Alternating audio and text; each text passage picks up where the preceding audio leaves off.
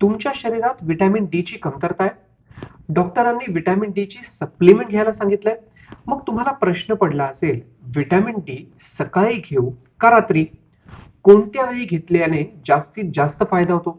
चला, या व्हिडिओच्या माध्यमातून आपण समजावून घेण्याचा प्रयत्न करूया. या व्हिडिओतून मिळालेली माहिती उपयुक्त असेल तर लाईक आणि हा व्हिडिओ शेअर नक्की करा आणि हे चॅनल सबस्क्राईब करायला विसरू नका.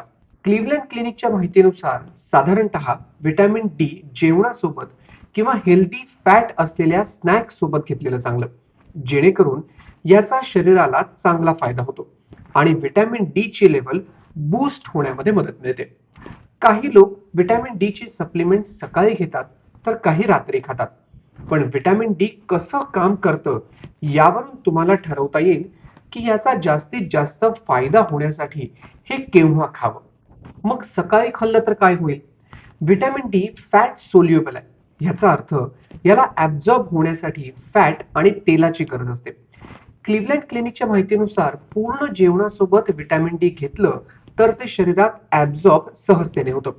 काही लोकांचा ब्रेकफास्ट हा हेवी असतो, त्यामुळे सकाळी व्हिटॅमिन डी घेतलेलं खूप फायदेशीर आहे.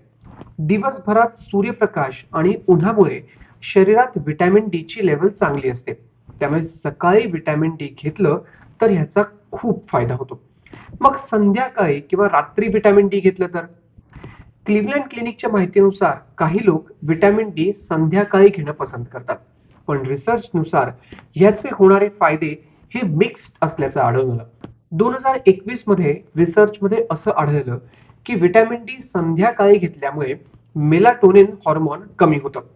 हे हॉर्मोन आपल्या झोपेसाठी अत्यंत गरजेचं आहे.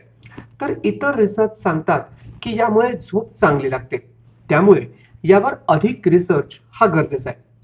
क्लिव्हलँड क्लिनिकच्या माहितीनुसार काही लोक रात्री झोपताना औषधं घेतात, त्यामुळे व्हिटॅमिन डी ऍब्झॉर्ब होण्यामध्ये अडचणी येऊ शकतात. हा व्हिडिओ तुम्हाला आवडला असेल तर लाईक नक्की करा आणि जास्तीत जास्त लोकांपर्यंत शेअर देखील करा.